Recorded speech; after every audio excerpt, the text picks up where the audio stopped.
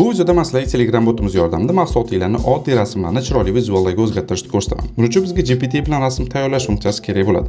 O'zi nomi bilan aytib turgandek, ChatGPTda rasmlar bilan qanaqa ishlaydigan bo'lsak, botimizning bu funksiyasida ham xuddi shuni ishlashimiz mumkin.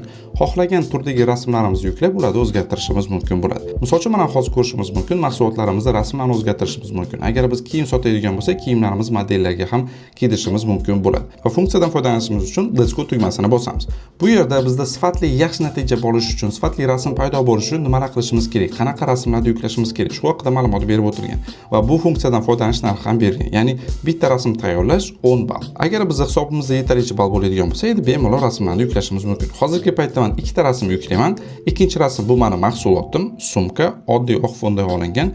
Ikkinchisi bu Pinterestda topgan rasmim.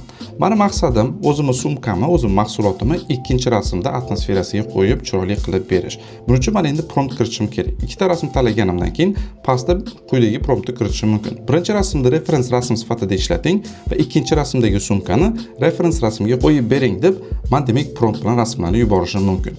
Mana hozir biz rasmlarimiz qabul qilindi, promptimiz qabul qilindi va rasm generatsiyasi ishga tushdi. Xuddi shu tartibda biz Pinterestga kirib, o'zimizga qiziq bo'lgan chiroyli rasmlarni tanlab, o'zimiz mahsulotlarimizni mana shu Pinterestdan topgan rasmlarda atmosferasiga bemalol qo'yishimiz mumkin.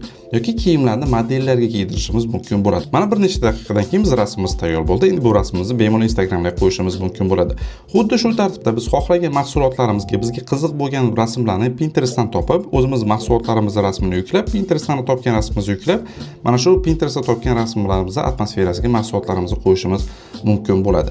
Rasmni bizga yuborgandan keyin bu rasmni bemalol biz saqlanib qolishimiz mumkin yoki fayl sifatida yuborilgan rasmni ham mana bu yerda sifatliroq rasmni ham bemalol o'zimizning galereyamizga sketchat qilib, o'zimizning Instagramlarimizga qo'yib ishlatishimiz mumkin bo'ladi. Agar sizda funksiyadan foydalanishda qiyinchilik bo'ladigan bo'lsa yoki qo'shimcha savollar bo'ladigan bo'lsa, asosiy menyuga qaytib, yordam olish tugmasini bosib bizga murojaat qilishingiz mumkin.